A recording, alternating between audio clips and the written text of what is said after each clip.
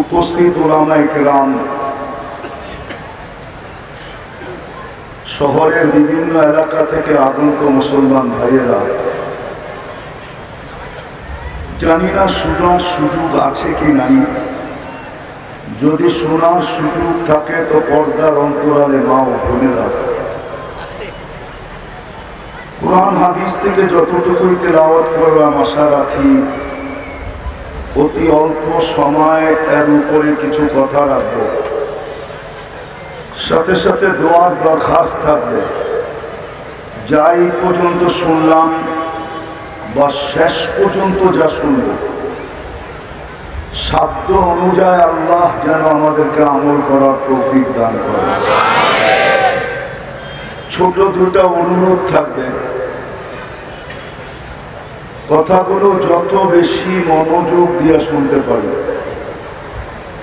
আমার মনোযোগের মাত্রা যত বাড়বে, কথাগুলো তত বেশি দিলের ভিতরে কাটবে বা বসবে। যদি আমার কথাটা সত্য না হতো, তাহলে আল্লাহ কোরআনে কোনদিন বলতেন না ফাসতামিউ ইদা কুরিয়াল কোরআন ফাসতামিউ। কোরআন বা কোরআনী কথা যখন শুনো তো বড় মনোযোগী হয়ে শুনো,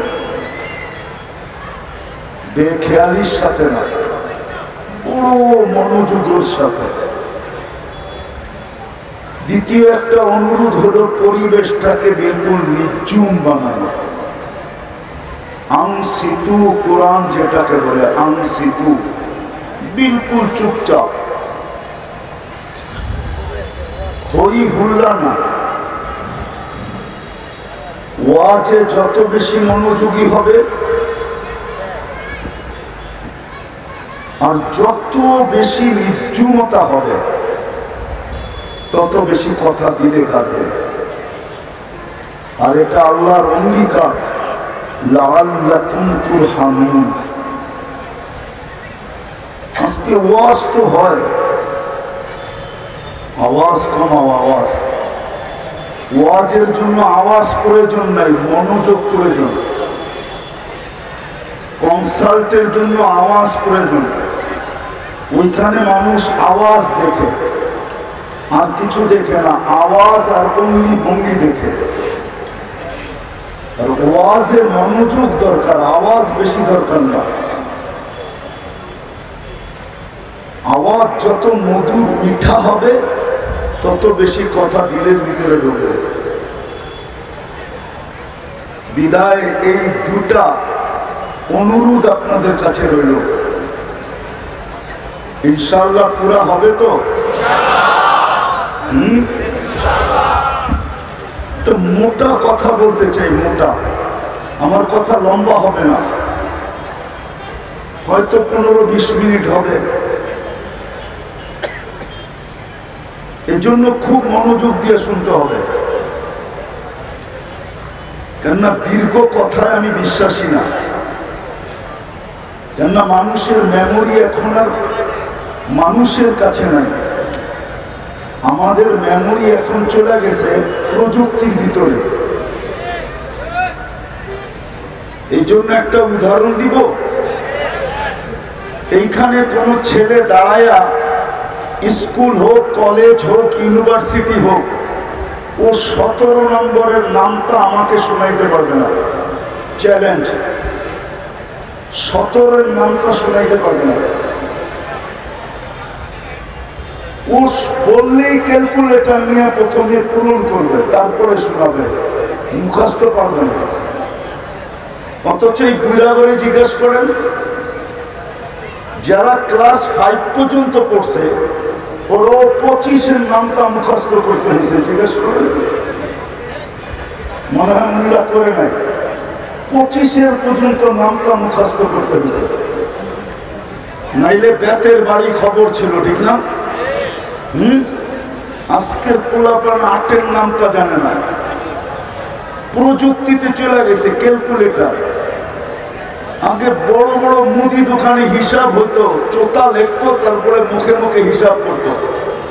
এখন সব ক্যালকুলেটর।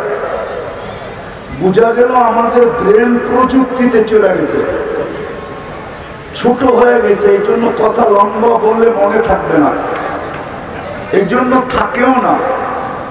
ওয়াজ শুনে বটে, কিন্তু মাঠের বাহিরে নেওয়া যায় না।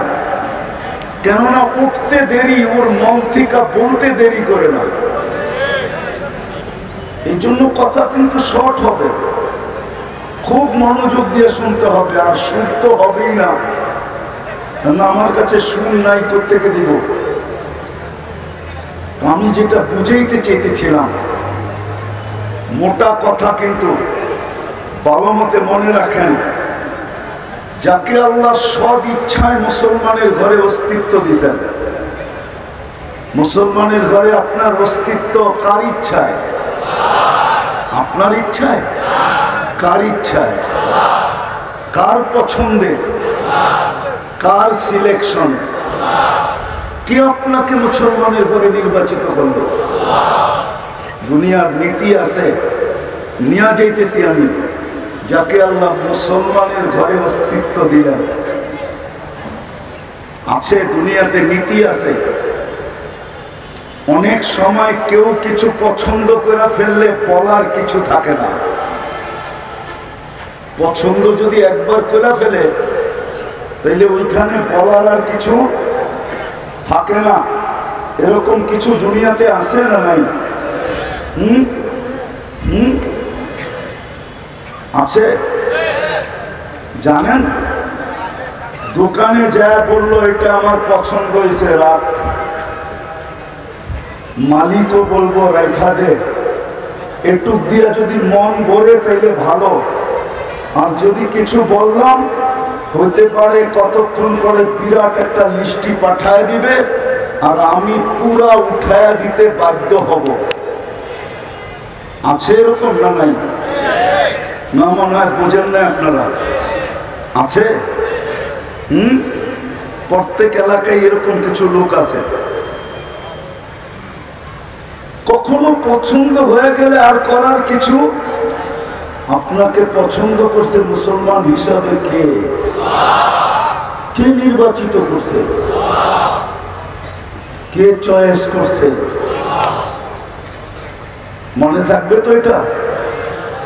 মুসলমান হিসাবে কে চয়েস করছে? আরে ভালো মতে বলেন। আল্লাহ বললে গুনাহ হবে না, প্রত্যেকবারে 40 নেকি পাবেন। 40 নেকি।